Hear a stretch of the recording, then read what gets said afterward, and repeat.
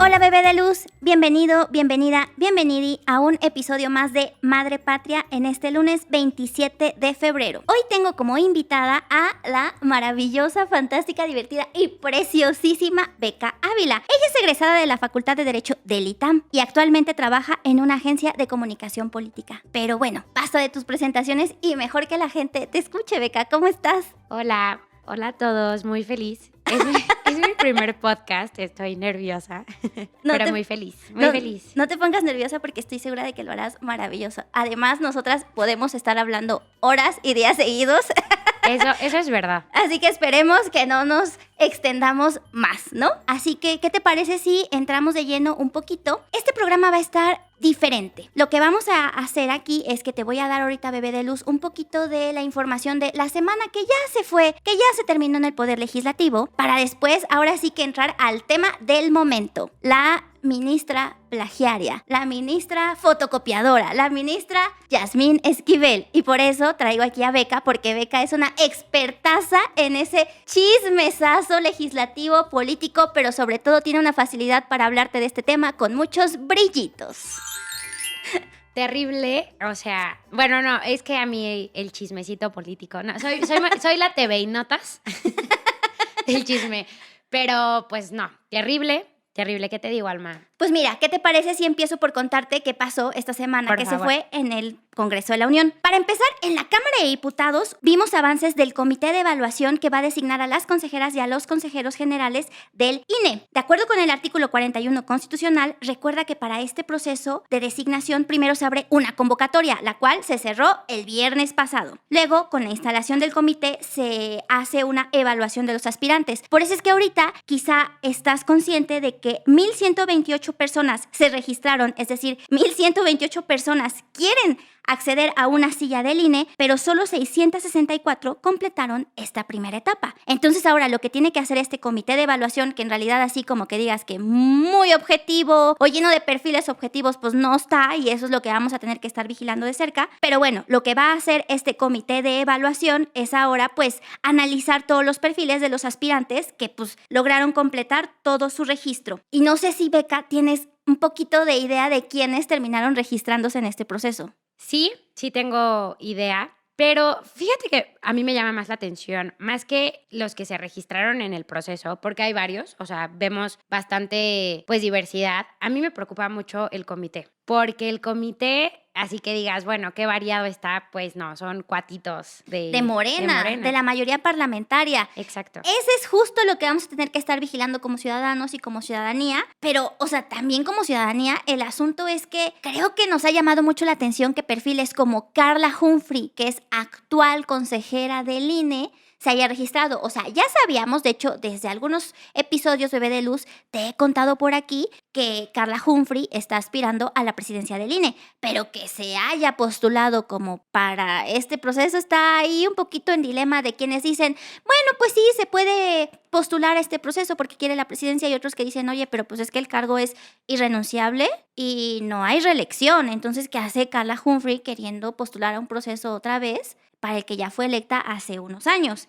Y es que así como ves el comité lleno de perfiles como morenistas, también vemos muchos perfiles morenistas que resaltan en este proceso. Por ejemplo, ¿quién quiere una silla en el INE? Por ejemplo, tenemos a Berta Alcalde, hermana de la secretaria de Trabajo e hija del exdirigente de Morena, Berta Luján. Actualmente es responsable jurídica de COFEPRIS. Luego tenemos a Netzaí Sandoval, que es el hermano de Irma Heréndira, quien fue la secretaria de la Función Pública. Tenemos a Jaime Castañeda, que es asesor de Morena en el Consejo General del INE. Y bueno, tenemos ahí a otros personajes que resaltan, pero también por su trayectoria, como Gabriela Villafuerte del Tribunal Electoral. En fin, ahí estamos viendo como toda una serie de personajes, y ya será el 3 de marzo cuando el comité de evaluación nos diga quiénes van a pasar a conformar las ternas. Además de esto, en la Cámara de Diputados tuvimos una sesión solemne en donde se conmemoró el Día del Ejército Mexicano. Y ahí, Beca, a diferencia de otros momentos, hubo paz y reinó la armonía entre diputadas y diputados. Luego también tuvimos un evento súper bonito que fueron los 7 años de servicio de Lucas, un perro detector de explosivos que fue homenajeado en su ceremonia de jubilación. Eso estuvo súper bonito. Estuvo muy lindo, yo lo vi,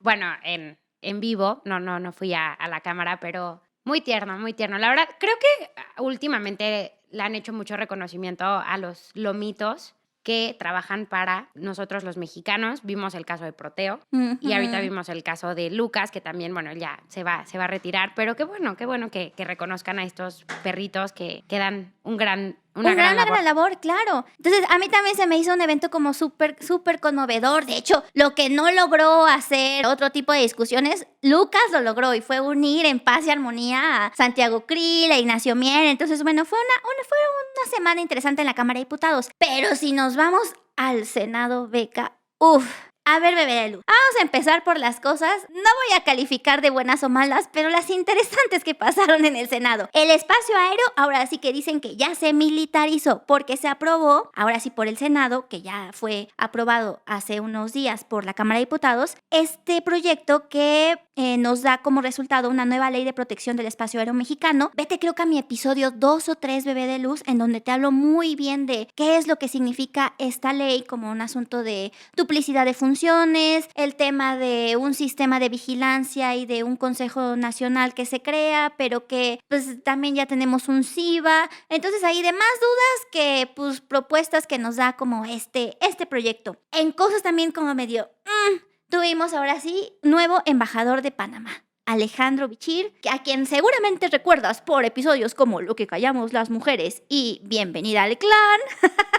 Grandes producciones de ayer y hoy. Pues bueno, ya es nuestro embajador en Panamá. Y también en cosas como un poquito más alentadoras, tuvimos una reforma al Código Civil Federal, al artículo 58, que nos permitirán, en caso de que la Cámara de Diputados la apruebe, que el padre y la madre decidan el orden de apellidos que podrá llevar su hijo. Esta reforma fue un poco peleada por el PAN. Al PAN no le gustó, el PAN dijo, pero veo como ciertos, como ahí agujeros técnicos y jurídicos, y salieron grandes parlamentarios como Jorge Carlos Ramírez Marín a decirle al PAN, oiga, pero, o sea, está muy bien hecha, o sea, es que lo que usted da, porque lo que decía un poquito el PAN, bebé de luz, es que, bueno, a ver, ustedes lo que quieren hacer es permitir que la mamá y el papá decidan el orden de los apellidos de sus hijos.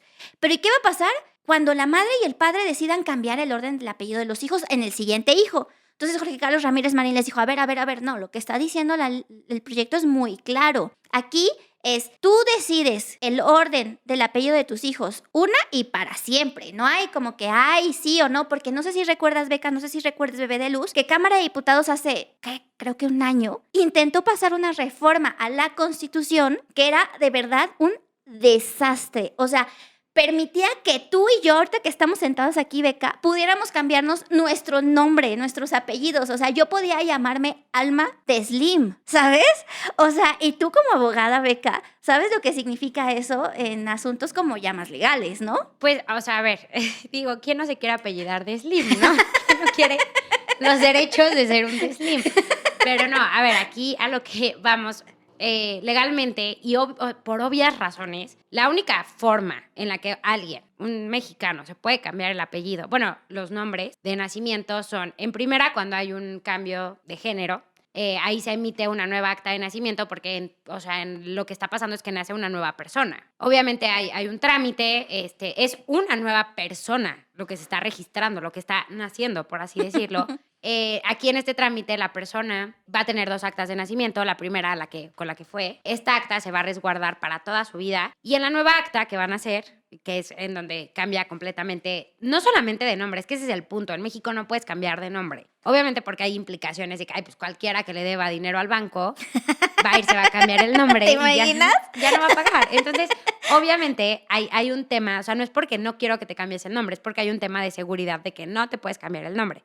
Las únicas formas, pues, es esta, cuando hay un cambio de género y no te cambias el nombre. Es que realmente hay una nueva persona jurídica. Entonces, pues, se hace una nueva acta y el acta original se guarda, o sea, se sella para siempre en el registro civil, pero sigue existiendo. Cuando nace esta nueva persona, en la nueva acta se pone una nota, pues, que había una acta previa y que hubo un cambio de género y entonces ya. Esto para seguridad y sobre todo para los bancos y para los morosos tranquilos. Claro. No te puedes cambiar el nombre. Y la segunda causa es obviamente cuando la gente tiene nombres que luego los papás son pues muy ingeniosos, digo, sin ánimos de criticar, pero es que de repente hay nombre. De hecho, hay una lista que de verdad, si no tienen nada que hacer, por favor, vayan y pasen a leerla, de nombres con los que te puedes cambiar. Obviamente hay nombres que son pues alusión diabólica, o no sé, no, o sea, es que no, de verdad, se los pido, si no tienen nada que hacer, chequen los nombres. ¿En dónde lo pueden checar, Beca? En Google hay un nombre, o sea, de verdad, hay una persona, es que no les miento, hay personas en México registradas que obviamente debiendo a esta tradición o atendiendo a esta tradición de que el día que nacen te ponen el nombre. Yo vi una que está registrada como Merry Christmas. ¡Oh! Merry Christmas Pérez. O sea, entonces, en estos casos tú puedes ir a cambiarte el nombre porque pues tampoco se trata de ser buleado. Sí, ¿no? Pero claro. son casos específicos. O sea, no es como, ¿sabes qué? Ya no me gusta mi nombre, pues me lo voy a cambiar porque yo me quería llamar de tal forma. O en casos más específicos como, chin, le debo la renta como cierta senadora. ¿Sabes qué? Ya no me voy a llamar Claudia, ahora me voy a llamar tal porque debo. Entonces, eso es a lo que se quiere atender. Pero este caso es completamente distinto. O sea, este caso está atendiendo pues a una tradición un poco patriarcal Sí. del apellido del hombre. Sí, del apellido, del orden de los apellidos, ¿no? Así como que a ti tú naces y ya te registran con el apellido de tu papá. Entonces, justo esta propuesta lo que pretende es darle la posibilidad al padre y a la madre, a los padres, que decidan con qué orden va a empezar el apellido de sus hijos. A mí se me hace una propuesta bien interesante, súper novedosa, justo como la discusión fue, bueno, pues es que tenemos el derecho a la identidad y no es perdónenme, pero el bodrio que era en Cámara de Diputados que aprobó la Comisión de Puntos Constitucionales de la Cámara de Diputados que te permitía, porque esto es además al nacer, o sea, la Cámara de Diputados lo que te permitía era que, o sea, de verdad, tú y yo ahorita aquí sentadas nos pudiéramos llamar Princess Consuela Banana Hammock, o sea, ¿sabes? Eso es lo que nos permitía Yo me esa quiero reforma. llamar Queen Elizabeth Windsor. Yo puedo ser princesa de los unicornios que viven felices pastando en el prado. No sé, algo así, pues. Eso era lo que nos permitía y era de verdad algo impresionante que estuviera a punto de ser aprobado en la Cámara de Diputados gracias a un ruido en redes sociales porque ya sabes, bebé de luz, si te informas y te involucras, las cosas sí pueden cambiar. Eso se frenó. Y entonces el Senado respondió con esta interesante propuesta que va a la Cámara de Diputados. Veremos qué hacen por ahí, pero creo que eso estuvo súper de 10. Ahora vámonos a lo del menos 10, que fue la discusión del plan B. Que a ver, en realidad no fue una discusión del plan B, porque como tú ya sabes, bebé de luz, como te hemos contado en Madre Patria, la primera parte del plan B, que consiste en una serie de reformas a la Ley General de Comunicación Social y de Responsabilidades Administrativas, eso se aprobó en diciembre, se publicó y ya la Corte la frenó. No te lo digo yo. O sea, la Corte admitió a trámite las acciones de inconstitucionalidad promovidas contra la primera parte del Plan B. Y esto lo decretó porque, pues, dijo la Corte que si se aplica, podría causar afectaciones irreparables al sistema democrático. O sea, la Corte ya está advirtiendo un asunto cañón. Nada más en la primera parte del Plan B, que lo que más preocupa es la Ley Chayote, porque pues esta Ley Chayote permite que ahora sí que con nuestro dinero se haga campaña en tiempos que no son electorales, ¿no? Entonces, incluso también lo dijo el senador Ramírez Marín, lo dijo Claudia Naya, lo dijo Damián Cepeda en las discusiones del año pasado. O sea, esta ley lo que permite es con tu dinero van a estar promocionando sus programas y no importa el partido en el poder, porque aquí te tienes que quitar de verdad la camiseta y el color, porque quien esté en el poder es el que se va a beneficiar de este tipo de reformas y no podemos jugar a que, ay, sí, vamos a beneficiar a uno y no, esto es parejo, así que si a ti no te gusta un lado, híjole, y si a ti no te gusta el otro, híjole también, porque esto aplica para todos. Entonces, la Suprema Corte, después de frenar esto, pues dio ahí como una lucecita de que lo que viene con el plan B que se acaba de aprobar, que es la segunda parte que consiste en 4 leyes a reformar. Una de ellas, la Ley General de Instituciones y Partidos Políticos, que tenía una clausulita, como te acordarás, bebé, que es la cláusula de la vida eterna, que fue aprobada esa cláusula por diputados y senadores. Y después el presidente dijo, no, ya no me gusta esa cláusula, quítenla. Y diputados, violando el 72E constitucional, quitó esa cláusula y se la regresó al Senado y le dijo al Senado, pues ya te quitamos esta cosa horrible que tú y yo aprobamos y que tú y yo estuvimos de acuerdo y que la oposición nos dijo, mi ciela, eso está horrible, pero pues aún así lo aprobamos, pero el presidente ya nos dijo que sí está horrible, así que ahora sí hay que quitarla. Entonces, eso fue lo que reinó la discusión de lo que se acaba de aprobar en el Senado del Plan B, de esta partecita del Plan B que le faltaba. Lo que vimos más allá de una discusión sobre asunto jurídico, sobre proceso legislativo, que a ver, en proceso legislativo, senadoras como Claudia Naya nos dijeron, a ver, esto que estamos discutiendo aquí es un dictamen que no es un dictamen, porque no trae un proyecto de decreto, trae resolutivos que... Beca, así en mi mundo, pues lo que hacemos nosotros con ese tipo de cosas es que le llamamos acuerdo, no le llamamos dictamen, ¿no? Sí. Acuerdos son los que tienen resolutivos y un dictamen tiene un proyecto de decreto que se desecha o se aprueba. Entonces, Claudia Naya se dijo, a ver, ¿qué onda con esto? Indira Rosales también desde un principio dijo, es que el principio de esta discusión fue horrible procesalmente, se saltaron todas las trancas, o sea, todo lo quisieron hacer en fast track y se les fue todo de las manos. Entonces, bueno, en esa discusión, más allá de estos asuntos jurídicos, esos que te estamos contando, que si puedes ver ahí un videito que te hice de TikTok con una intervención de Damián Cepeda en donde resume él súper bien como el tema de, a ver, esto de, mira, el plan B también tienes que quitarte los colores, porque lo que permite, por ejemplo, a los partidos políticos es, pues, saltarse sanciones, que el árbitro electoral no lo pueda sancionar, esto, y no solo a Morena, sino a todos. Entonces, si puedes ver este videito de la intervención del senador Damián Cepeda, estaría muy padre, bebé de luz, para que no te repita lo que en otros programas ya te hemos dicho. Entonces, lo que vimos aquí más que nada fue de verdad una cosa triste, vulgar, grosera, no sé cómo tú la definirías, Beca, a la obsesión de la discusión de lo que le faltaba al plan B. Lamentable.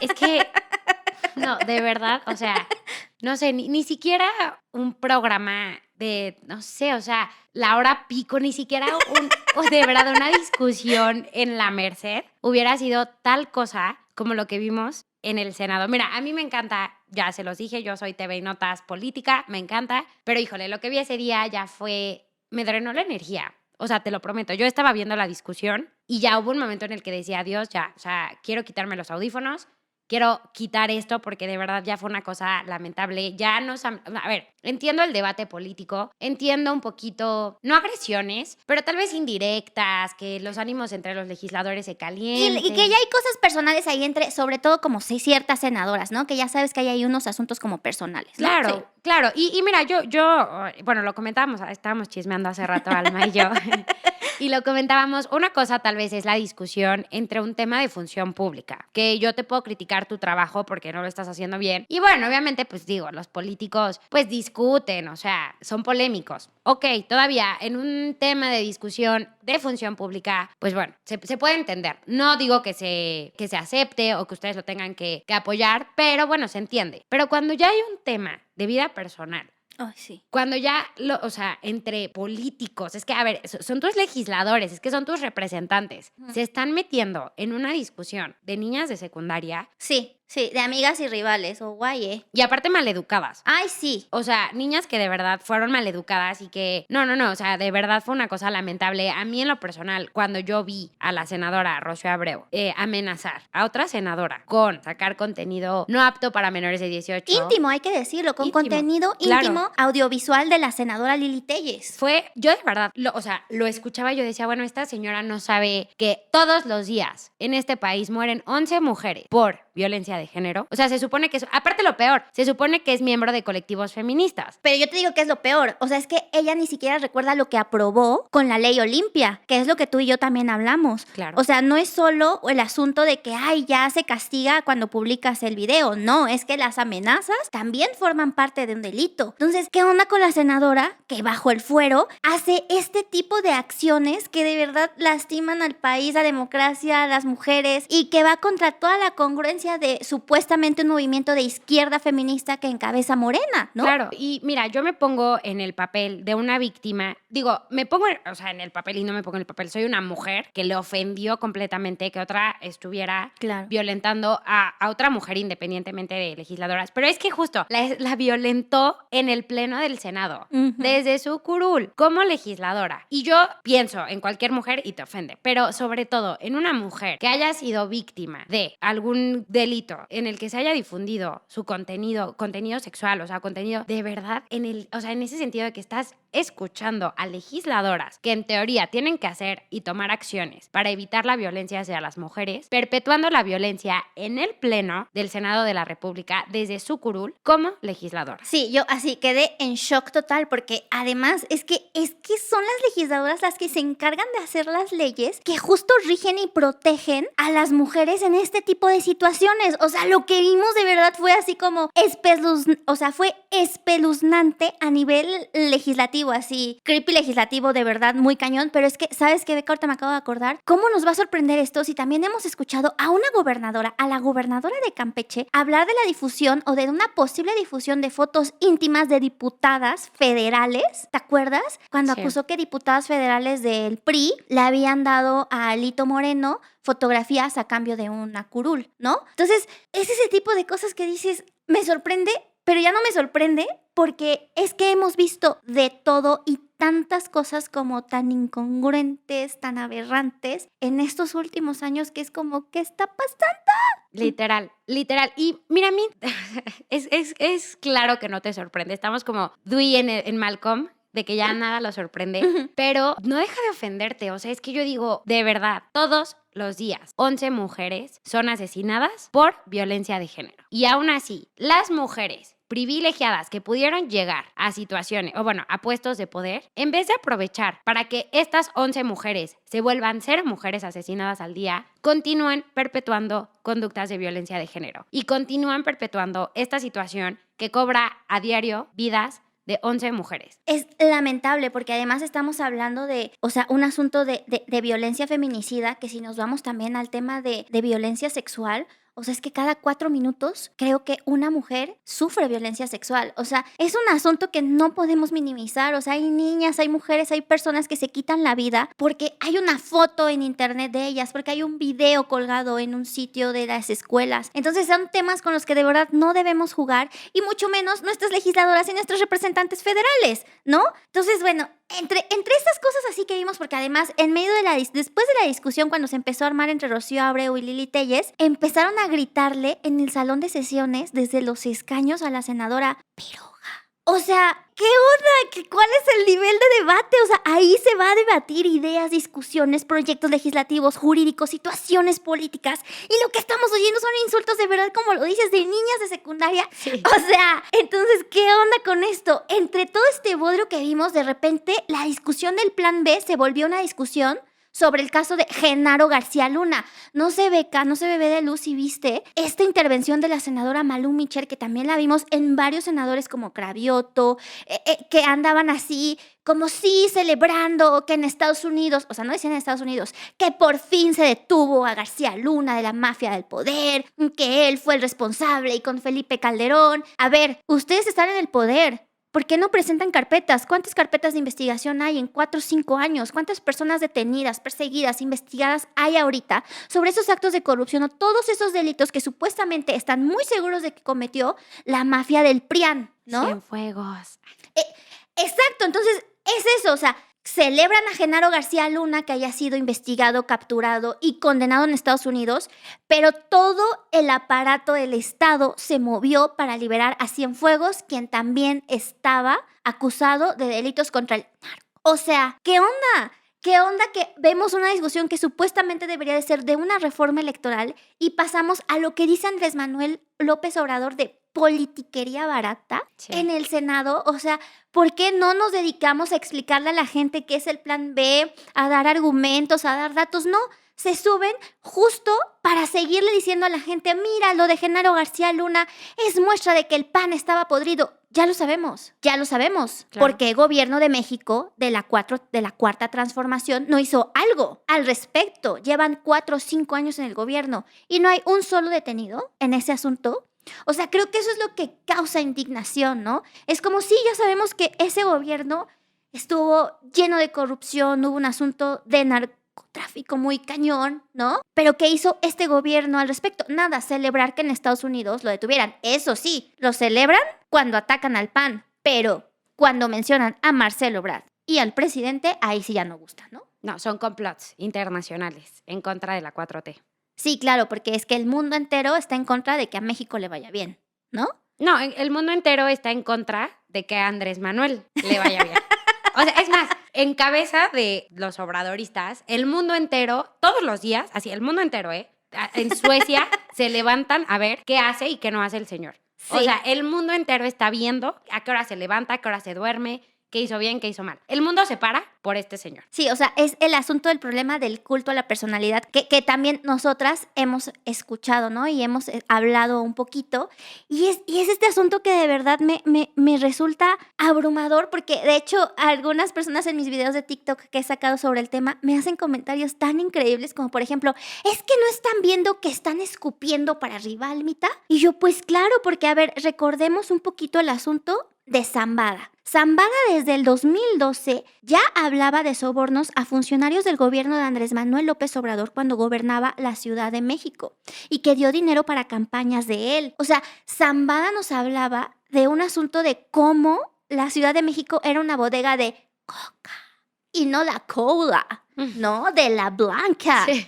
Entonces, o sea, nos estamos remontando esos años. Y acuérdate también de que, pues, Zambada, y lo volví a repetir, él dio dinero a la policía de Ebrard, porque si no lo recuerdas, bebé de luz, Marcelo Ebrard, que es actual canciller de México, de 2002 a 2004 fue el secretario de Seguridad Pública de la Ciudad de México, entonces Distrito Federal, ¿no? Justo en los años en donde nos dice este señor que, pues, la capital era una bodega de droga. Entonces, ¿qué onda? O sea, no estamos recordando, no están dimensionando el poder de todo esto que podría pasar. O sea, Zambada, en el juicio del Chapo, nombró a García Luna y hoy, unos años después, está García Luna ahí. ¿Quién sigue? ¿Regino? Regino, al que en reiteradas ocasiones ya ha mencionado Zambada. Regino, que era un funcionario de Andrés Manuel, que él personalmente lo puso en donde estaba en el gobierno del entonces DF. O sea, ¿qué es lo que va a pasar? Yo creo que esto sí va a merecer nuestra atención y no va a quedar aquí. Va para largo. Se extiende el juicio en Brooklyn. Ay. ¿Tú qué opinas? Yo sí, a mí me encantó, ¿eh? Yo no me perdí, Yo lo sé. detalle alguno. ¿Cuáles fueron los detalles que más así te dijiste, wow? Mira, en primera, o sea, hay que partir de que el señor fue juzgado en otro país. Claro. O sea, toda la gente, todo. Es más, el presidente celebrando un juicio a un delincuente mexicano en otro país, porque en su país no se pudo juzgar. Entonces, vamos desde ahí. 1000 detalles.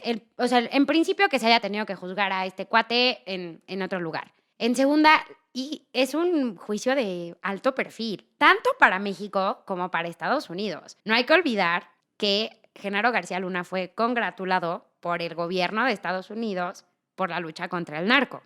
Entonces, pues hubo mucho salpique. O sea, vaya que hubo salpique tanto para el gobierno mexicano como para el gringo. Algo que a mí, y como todavía no soy abogada, no me puedo decir abogada, no quiero ser la ministra Yasmín Esquivel, pero estudié Derecho y algo que a mí me parece increíble es que, digo, son sistemas distintos. Yo, pues no tenemos aquí el tema del jurado, pero bueno, en sí el debido proceso pues es un principio general y universal del derecho. A mí me parece increíble y yo no defiendo la inocencia de Genaro García Luna. Lo que defiendo es el proceso y a mí en lo personal me parece increíble que el señor fue declarado culpable sin una prueba. Con puros testigos. Y dimes y puros diretes. Testigos. O sea, deja Sí. dimes y diretes. Sí. Perdón, deja testigos. Fueron dimes y diretes. El puro chisme. El O sea, chisme que te lleva a la cárcel. ¡Qué miedo! ¿No? Y a la cárcel gringa. No, y teléfono descompuesto. O sea, es que, mira, yo leí un tuit y digo, mi fuente de información, el tuit. Pero no, es real. Cuando una persona con antecedentes criminales va a pedir un trabajo, pues es así como que, pues, medio raro, ¿no? O sea,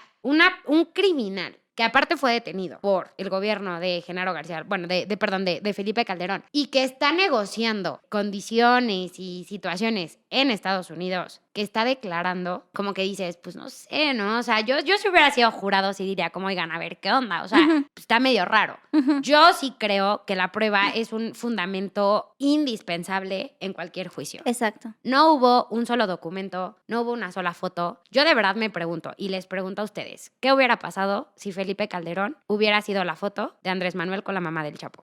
No, es que tú confundes cosas, Beca. Una cosa es pararse a hacer cortés con una No, viejita. la educación. Claro, la educación. La Sí. educación. No sé tú cómo te educaron en tu casa, pero es que No, nuestro sí. presidente es educado. No, me queda claro, me queda clarísimo. Yo, y de verdad, no quiero decir, es más, a mí personalmente Genaro García Luna me parece un ser que abusó del poder, fue un truán, fue Sin dudas. terrible, pero yéndonos a un tema procesal, pues sí está medio rarito que haya sido declarado culpable sin una sola prueba, o sea... Y aquí, a ver, supuestamente ya hay una investigación y ya dijo Andrés Manuel que presentaron una denuncia, creo que en Florida, pero o sea, nosotros no teníamos como gobierno, como Estado, no teníamos una sola prueba contra él, o sea, que aportar, no sé, a mí se me hace un asunto como bien extraño, que es como, oye, pues es que todos tienen que recordar de dónde vienen, ¿no? Y pues así con la vara que midas, serás medido, dicen por ahí, ¿no? Que justo en este asunto de la misma vara, a mí me empezó a llegar como muchísimo hate en TikTok por el caso de Genaro García Luna. Y muchos de mis seguidores, bueno, les llamo fans confundidos. Muchos de mis fans confundidos empezaron a decirme, sí, porque el problema es el poder judicial, porque esos ministros, esos jueces corruptos, hay que reformarlos y entonces es ahí en donde el presidente, pues muy obediente de la ley, hace caso a la división de poderes. A ver, vamos a recordarte, bebé de luz, que en 2020 el presidente de la mano de Arturo Saldívar, el entonces presidente de la Suprema Corte, presentó una reforma al Poder Judicial que calificó, o sea, junto con Arturo Saldívar, que fue el que salió a decir, esta no es solo la reforma constitucional más trascendente del Poder Judicial en el último cuarto de siglo. No, es la más importante del sistema de jurisprudencia en toda la historia de la Suprema Corte. Con esta reforma, el presidente de la Corte y el presidente de la República, o sea, el titular del Ejecutivo y el titular del Judicial, nos prometieron que la justicia iba a ser más eficiente, iba a ser más eficaz, que iba a ser más cercana, que iba a ser más profesional. O sea, que íbamos a tener el sistema de justicia de nuestros sueños, el de Suecia, el de Dinamarca, el de Suiza. Eso, ahí sí no dijeron países porque pues ya aprendieron que no estaba de comparar, Yo ¿no? sigo esperando el sistema de salud de Dinamarca. Yo también, o sea, lo sigo esperando, ¿no? Estoy así de que, ¿para cuándo? Así es. Entonces, en esta ley que llamaron la Ley Saldívar, porque gracias a una reserva que presentó el senador Cacho Cue, se le iba a ampliar el mandato de la presidencia a Saldívar. O sea, ya no íbamos a tener a nuestra Normita Piña hoy, ¿no? Íbamos a tener todavía a Saldívar, que se ha calificado como un ministro muy servil a los deseos del Ejecutivo. Entonces, por eso se le llamó la Ley Saldívar. Entonces, supuestamente, a ti que eres mi fan confundido, a ti que estás diciendo, no, pues sí, es que descongelaron las cuentas de la esposa de Genaro García Luna porque el Poder Judicial está podrido. Pues, ¿qué onda? Pues reclámale al presidente y a Saldívar, que presentaron supuestamente una reforma en 2020, que ya en 2021 estaba publicada y que supuestamente iba a transformar el sistema de justicia de México, y que justo la oposición y personas que como yo se encarga de hacer análisis de leyes, te dijimos, no va por ahí, esto no se va a lograr, falta consolidar, falta de verdad darle autonomía al Poder Judicial, falta reformar un montón de cosas, darle otras soluciones y otras medidas de salida al sistema de justicia para que pueda ser muchísimo más eficaz. No va a cambiar el sistema de justicia. A ver si ahora sí, fans confundidos, recuerdan cuando les estemos diciendo lo de que el plan B pues es una cosa bien horrible y que en unos años digan ya, es que sí se hace falta una reforma electoral. Pero antes les dijimos que hacía falta una reforma electoral, ¿no? O sea, como este asunto de recordar que ya hubo una gran reforma al Poder Judicial que nos vendieron como lo mejor. Sí. Y que, a ver, o sea, en toda esta discusión del plan B, más allá de justo de abordarse este tipo de temas, no. Se aprueba, se plancha. Ahora sí que en lo que todos coincidieron fue, nos vemos en la corte, ¿no? Toda la oposición. E incluso Morena dijo, pues ya váyanse a la corte, ¿no? Ahí tienen amigos, una ministra. O sea, ¿qué onda? ¿No? Que hay división del poder. O sea, no, una clase de incongruencias. Tan incongruencias como de repente está celebrando Morena el asunto de Genaro García Luna, la detención, la investigación, la condena. Pero cuando se descubre que la Embajada de Estados Unidos en México mandó mensajes al gobierno de Biden diciéndole, aguas con esta reforma electoral que se aprobó porque pues amenaza un poquito a la democracia de México, pero bueno, no nos vamos a meter con Andrés Manuel López Obrador porque no nos conviene. Ahí sí sale Ignacio Mier, que es el coordinador de diputados de Morena, diciendo, guarden sus comentarios, refiriéndose a los Estados Unidos, y diciéndoles que respeten la soberanía de México. Ahí sí, ¿no? Ahí pero sí. en Perú no. O sea, hay soberanía. Hay soberanía pero en Perú estados, sí. Pero no de todos los estados. No. En Perú sí tenemos porque pobrecito presidente que había sido electo democráticamente. Pobrecito golpista. Sí, pobrecito golpista. Bueno, es que el presidente le llama presidente al de Perú.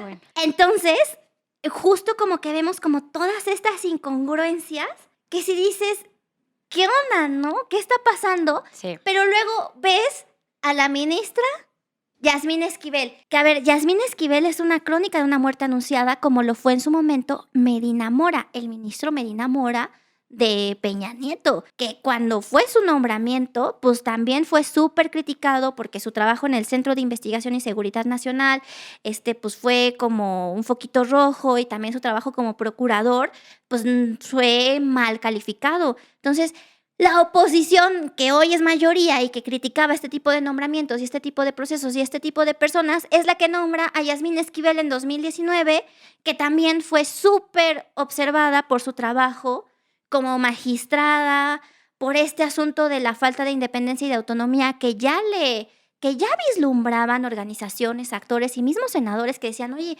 pero es que esta es la esposa del contratista favorito del presidente. O sea, ¿qué onda? Además ahí, creo que tú traes bien el dato, ¿no, Beca? De cómo lo que hizo pues ella como magistrada, que fue beneficiar a su esposo, ¿no? A Riobó. Sí.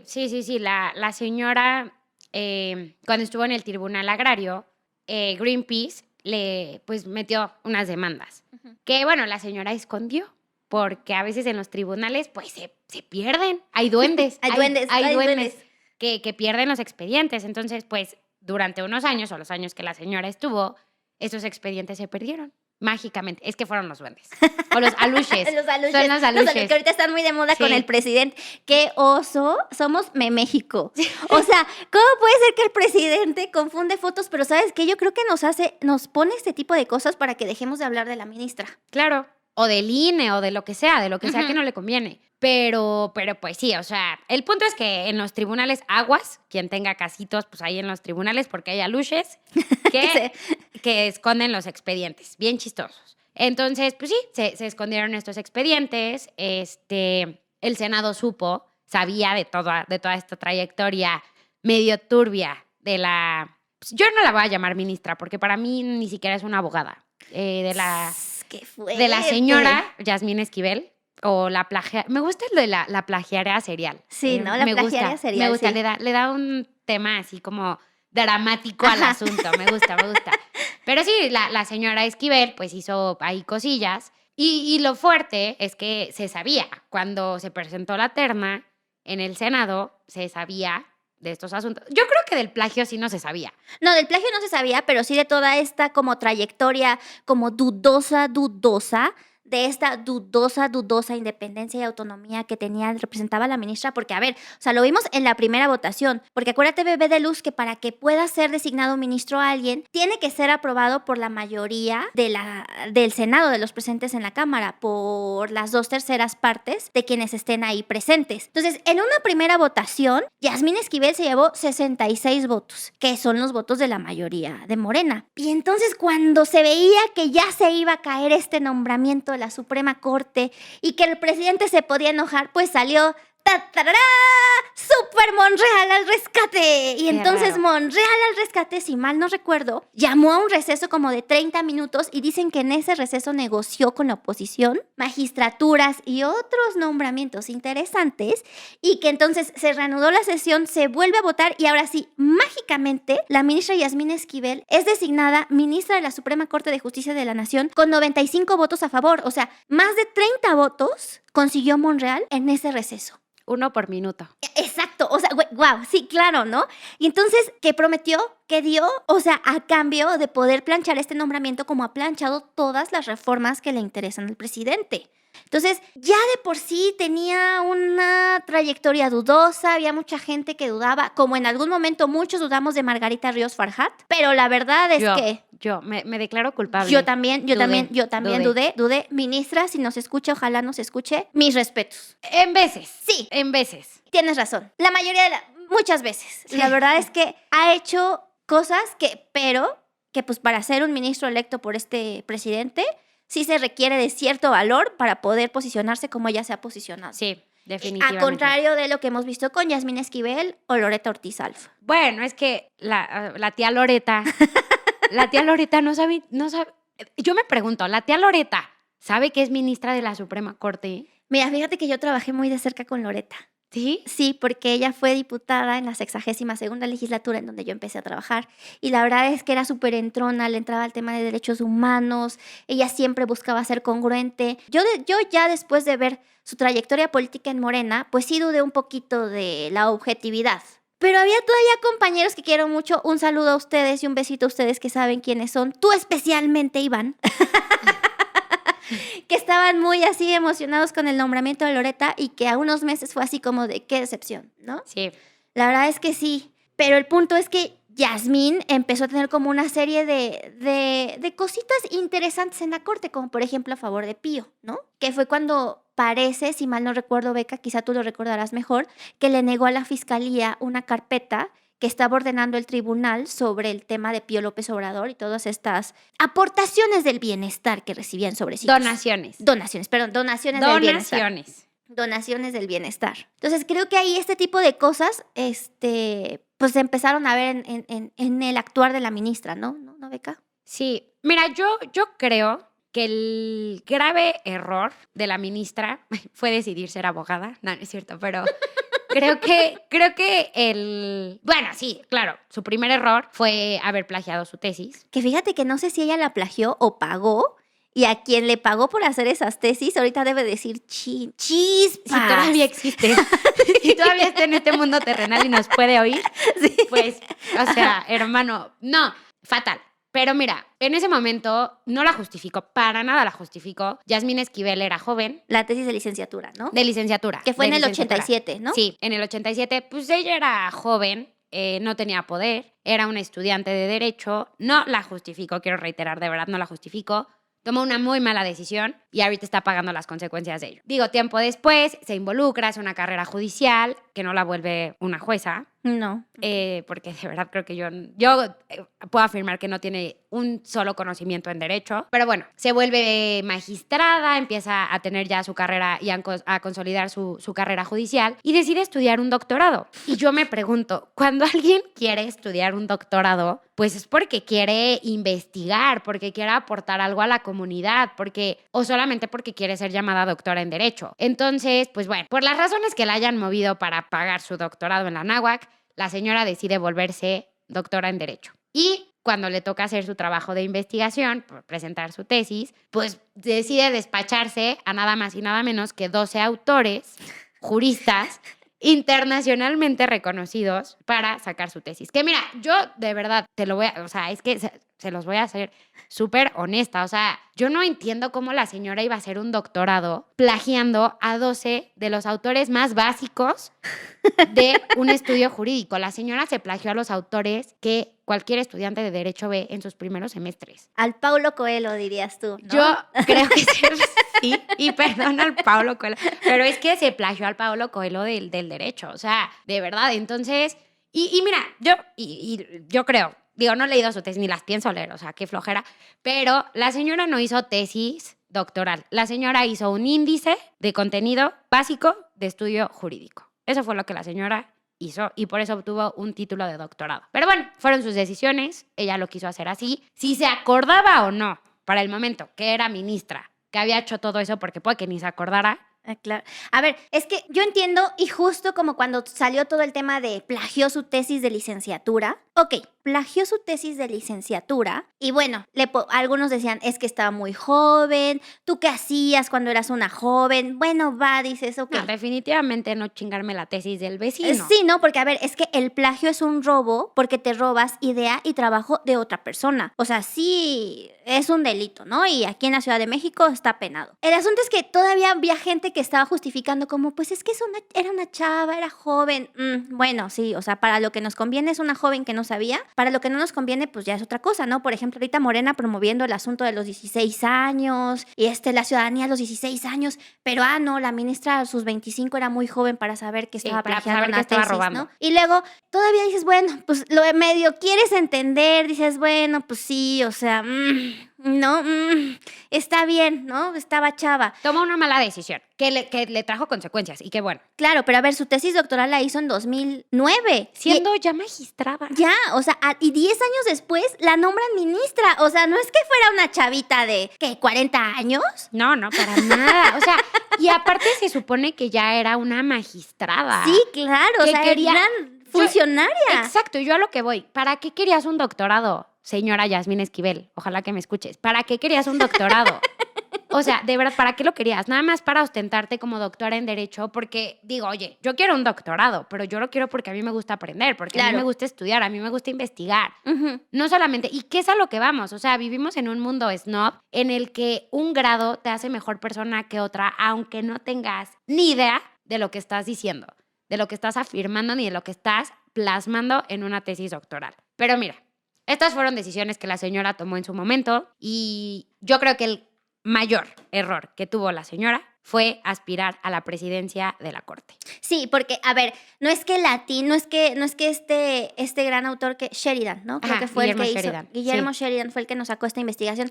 No es que Guillermo Sheridan haya dicho, creo que debería de investigar la tesis. No, alguien le dio camino así de, compa, es por aquí. Sigue este túnel que al final vas a ver una luz muy cañona, ¿no? Creo yo que fue un fuego amigo ahí adentro de la Suprema Corte o de gente ahí muy cercana que justo no quería que ella fuera la presidenta. Y es un bueno, patriota. Es eso así, un si tú, patriota. O sea, el soplón, la soplona, mira, sí, no, o sea, impediste algo porque si no iba a Héroe, ser ella. héroe. Sí, No, sí. héroe nacional. definitivamente. Pero mira, yo creo una cosa. Si esta señora, porque sus tesis no son la única, pues no son los únicos trapitos que trae guardados la señora. La señora Yasmín Esquivel trae muchos temas. Sus tesis son la puntita del iceberg que hay debajo de ella. Cuando tú tienes, y mira, ya hay que dejarlo de ver, hay que separar, y en derecho eso te lo dicen mucho, separar el derecho de la moral. En este caso vamos a separar el derecho de la moral. La señora quería aspiraciones políticas, tiene aspiraciones económicas, políticas y sobre todo de poder. Y obviamente también al señor de Palacio Nacional le conviene y le convenía tener a una aliada en la corte. Y no solo una aliada, es una persona que tanto ella, su esposo, como el presidente están en un vínculo que se deben 1000 favores. 1000. Entonces le convenía tener a esta señora, que casualmente le ha votado todo a favor, la convenía tener aquí. Más cuando estamos a 2 años de terminar el sexenio y cuando están las reformas electorales, ya, bueno, una ya está en la corte y la otra está tocando la puerta de la corte. Sí, claro. Entonces, esta señora tuvo su aspiración de ser presidenta de la Suprema Corte y yo también digo, señora, hay que tener tantito cerebro. Si sabes todo lo que traes atrás, si sabes todo el tema que está pasando ahorita y todo el contexto político que hay hoy en día en el país, y aún así se aventó y se arriesgó a llegar o a aspirar por la presidencia, era obvio que esto iba a pasar. Y de verdad, y lo he tuiteado, por favor, síganme en redes. No, Por favor, sigan en redes. No, es pero- maravillosa. pero- Voy a dejar tus redes aquí Gracias. pegadas, No, te no, y preocupes. yo se lo dije, ¿sabe qué? De verdad, lo mejor que nos pudo pasar en esta vida es que Yasmín Esquivel plagiara sus tesis. Sí. Porque si no, hoy esa señora sería presidenta de la Corte. El plan B hubiera sido designado a Saldívar o a cualquiera de sus amigos, bueno, a la señora Loreta, y al menos la suspensión se les hubiera concedido y la reforma hubiera ido. Sí, que a ver, fíjate que ahorita que estás hablando también de los errores ya casi para cerrar, como de estos errores de Yasmín Esquivel, a mí se me hizo un gran error porque, a ver, en diciembre sabemos del plagio. Luego, en enero, pues está todo el asunto de quién tiene la facultad de quitarle o no el título. La SEP, la UNAM, la SEP, la UNAM. La SEP dice, uy, no, carnales, esto va. La UNAM dice, uy, no es la SEP. La SEP dice, uy, no, carnales, esto es la UNAM. Y la UNAM está así como en un impasse, así como un asunto de sí, pero no, sí, pero no. Y yo creo que un error de Yasmín Esquivel fue meter un amparo para frenar el asunto en la UNAM. Y amordazarlos, los quería callar. Sí, a ver, Beca, ¿tú nos puedes explicar así rapidísimo qué es un amparo? Sí, a ver, el amparo, rapidísimo. El amparo es un recurso que tenemos todos los ciudadanos en contra de actos de autoridad. De hecho, increíblemente, Yasmín Esquivel es la primera ministra que se ampara en un tema personal Claro. en funciones de ministra. Entonces era lo que decía, ¿quién le va a negar un amparo a la ministra? ¿No? Pero bueno, o sea, es como, no sé, todo esto es muy nuevo. Todo esto es muy nuevo y es un caso muy nuevo. Sí, o sea, qué gran momento para estar vivas, la verdad. Qué gran momento Sí, para no, hacer no, grillas. sí, o sea, esa y es la ver realidad. todo y Sí. vivir esto. Si te gusta el chisme político Sí, legislativo, sí. es así como de, esto es como éxtasis, ¿no? No, y de verdad están pasando cosas que nunca habían pasado, ¿no? Es más, antes los ministros de la Suprema Corte eran intocables. Y te voy a decir una cosa, el primero en meterse con un ministro de la Suprema Corte fue Andrés Manuel. Ujú. Él fue el que abrió el camino para meterse con un ministro. Y qué bueno, porque si los ministros son plagiadores, son un fraude, ni siquiera son abogados, pues qué bueno que lo saquen. Sí, o sea, a ver, o que están acusados de corrupción, como Medina Mora, que dijo, bueno, aquí está mi renuncia. Bueno, al menos sensato, inteligente. Que a ver, es lo que yo no entiendo. O sea, si yo fuera, pues, si estuviera en ese lado... Plagiaria serial. ¿Sabes? O sea, qué vergüenza, qué oso. Yo no quisiera salir de mi casa, que nadie me vea, entrego mi renuncia y me voy a vivir con los miles de millones de dólares con los que he estado yo viviendo y que tengo y que mi marido tiene, y entonces me voy a hacer feliz y a dar clases. Pero creo que el asunto aquí es un tema de ambición y de poder y de querer estar en esos espacios, ¿sabes? Y de aferrarse como al tóxico, como a la tóxica, o sea, así. Y mira, yo mejor ya me retiraba y me echaba todos los libros que durante la carrera nunca leí, o durante el doctorado. Ya me iba a leer. Claro, y entonces esta señora mete su amparo para protegerse. Sí, perdón, ya, regresamos al amparo. Es un recurso constitucional. En el juicio de amparo hay una providencia que se llama la suspensión. La suspensión la pide el actor o la persona que se está amparando para que el acto que está reclamando, que reclama como un acto abusivo, se suspenda durante el tiempo que se lleve el juicio, hasta que se lleve una sentencia y se determine si es violatorio o no. Esta suspensión la pides al juez y el juez determina si sí se otorga o no. Por ejemplo, ahorita que fue lo de la ley del tabaco, algunos negocios se amparan y les dicen, oye, esto es violación. Sí, entonces, como que no me dejas exhibir mis cajetillas. Y me estás violando mis derechos porque los clientes, y bueno, te amparas. Si te otorgan la suspensión, esa ley no te puede aplicar porque tienes tu amparo. Esta señora se ampara y le pide a la UNAM, o bueno, al juez, que en primera congele el procedimiento o pues sí, este proceso interno que se estaba llevando, que yo también digo, bueno, si estás tan segura y si declaras que estás tan segura de la autoría de tu tesis, de que eres inocente, ¿para qué te amparas? Claro. ¿A qué le tienes miedo? El que nada debe, nada teme, dice el presidente. Exacto. Un amparo para determinar si tú eres la autora o no. Cuando dices que fuiste la autora, pues no gastes, amiga. O sea, pero bueno, si se amparó es por algo. Pidió la suspensión para que la UNAM en primera congelara el proceso interno que se estaba llevando y para que dejara de declarar cualquier asunto relativo al tema. O sea, para que tú no te enteraras de nada, bebé de luz, de nada. Los cayó. Sí. Los cayó. Y mira, la UNAM obviamente tenía las manos y las patas amarradas de por sí, pero aún así, más que la náhuac, salió a la defensa de la universidad, creó este comité, porque también es un hecho que no había un reglamento ni nada, no hay nada. No, es que esto es justo lo que dice, esto es muy nuevo, y la verdad es que la creación de este comité, porque también tiene que ser un asunto colegiado, no puede recaer en una persona esta decisión tan grande, creo que sí ha habido avances, o sea, y en frente a este amparo de Yasmín Esquivel, la respuesta también de, a ver, esto es un acto de censura, y la UNAM está en contra de la censura. O sea, yo creo que ese amparo fue un error de la ministra. Todo ha sido un error de la ministra. El único error que no tuvo la ministra fue hacer sus tesis y que no llegara a la presidencia de la Corte. Yo pienso como señora de las Lomas y digo, bueno, su esposo, ¿no? Está bien feo. Está bien feo. Ay, pero amiga. Brillitos, por favor. Brillitos de dinero. De poder. Los reyes del cash. Sí. O sea, no, pero, o sea, creo que este amparo sí también hizo a la UNAM decir, oye, ¿qué onda? ¿No? O sea, no sé si esto puede hacer porque mucha gente no tiene ya como esperanza en la UNAM. Entonces creo que esto como que nos da un poco de esperanza de decir, bueno, quizás la UNAM puede hacer algo. No, la UNAM, mira, yo creo que todavía la UNAM, porque, y también es muy cierto, desde que Andrés Manuel pisó Palacio Nacional, no ha dejado en paz a la UNAM. Exacto. Y los ha estado moleste, y por no decir otra cosa, moleste y moleste. Entonces la UNAM ahorita está también, y entendemos a la UNAM, de que dice, chin, o sea, o me meto en una bronca con el presidente, todo el mundo sabe que esa señora... Alumnos, sí, claro. O con mis maestros. Nadie cree en las señoras. Yasmín Esquivel, nadie cree en ti. Todo el mundo sabe que eres una plagiaria serial, que no eres una abogada y que todos los días de tu vida te disfrazas de ministra, pero no lo eres, porque ni abogada eres. Independientemente de eso, la UNAM lo sabe, AMLO lo sabe, su esposo lo sabe, pero están en un conflicto, y claro que están en un conflicto. Pero yo creo que la UNAM, es más, antes del amparo, la UNAM todavía estaba como medio, En el momento en el que la señora mete el amparo y sobre todo los quiere callar, la UNAM dice, hasta aquí. Mi ciela. Por mi raza hablará mi espíritu. Y aquí no.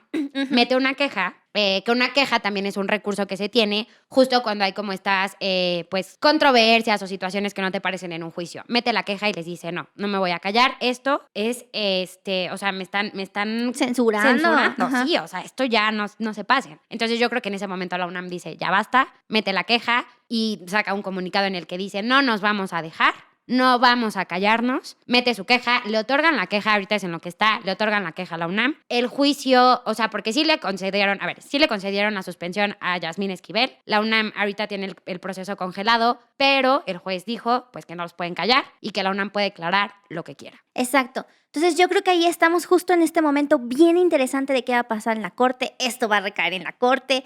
¿Qué es lo que vamos a ver? Mientras tanto, ya vimos que hay un gran número de gente y de ciudadanía descontenta y que por eso ayer, el domingo 26 de febrero, vimos una concentración gigante que justo también te estaba diciendo, Beca, no, Andrés Manuel va a estar bien enojado porque ya no va a poder decir que él es el único que llenó el Zócalo, pero la verdad es que él llenó el Zócalo. Ayer nos llamó, nos convocó a un montón de personas que en realidad yo por eso nunca promocioné la marcha, porque sí creo que ahí había como personajes como un poco macabros promocionando esta marcha y que cuando estuvieron en el poder, pues ¿qué hicieron por la democracia? ¿No? Sí, no promocionaban marchas. Sí, no. Por eso sí yo dije, bueno, la marcha yo no sabía si iba a ir, no iba a ir, yo estaba dudosa, pero la verdad es que fue un exitazo la marcha. Sí. Bueno, la concentración, el Zócalo lleno, las calles llenas de gente que de verdad, más allá de partidos, creo hoy, sí hay personas que están diciendo qué está pasando en el país. Sí. Con como estos casos de Yasmín Esquivel, qué está pasando en el país con este asunto como del plan B, que son cosas que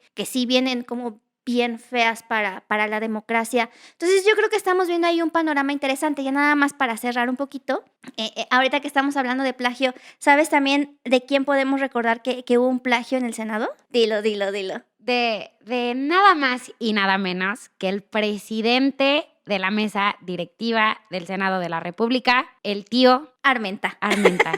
Sí, claro, o sea, porque hace unos años, bueno, en 2021 se descubrió que el senador plagió párrafos completos de una investigación de la Organización Panamericana de la Salud, publicada en 2015 para su libro La pandemia de los azúcares añadidos en México.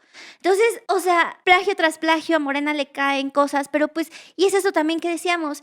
¿Y qué oposición hay? O sea, bueno, sí, ya sabemos que Morena está bien mal. También sabemos quiénes son el PRI, quiénes son el PAN, quiénes son el PRD y que ahora están juntos en un asunto que yo cuando los veo juntos sí me causa tic algo porque las digo... superpoderosas. Sí, es así como de... O sea, pero el PAN surgió contra el PRI y luego el PRD contra el PRI, contra el PAN se consolidó. O sea, estamos viendo un asunto en México de la política mexicana que de verdad yo creo que hay algo que está a nada de reventar. Sí. Y que qué gran momento para estarlo viendo, para estarlo viviendo, para estarnos involucrando e informándonos. Totalmente. Y de verdad para poder transformar todas estas situaciones, ya no voy a decir de injusticia, pero sí hablemos de inconstitucionales, de estas situaciones que de verdad no benefician a toda la población, sino que siguen beneficiando a unos, a los de siempre, que con un color y con otro color simplemente cambian para poder acceder a esos espacios y que pues en realidad no nos benefician a los que estamos abajito. Claro. Entonces yo creo que nos podemos ir despidiendo. Beca, algo que quieras mencionar como para cerrar de este gran episodio maravilloso. Me divertí mucho. Muchas gracias por estar aquí. Muchas gracias. Yo lo único que voy a mencionar rapidísimo ahorita que dijiste cuál es la oposición. Yo sí fui a la marcha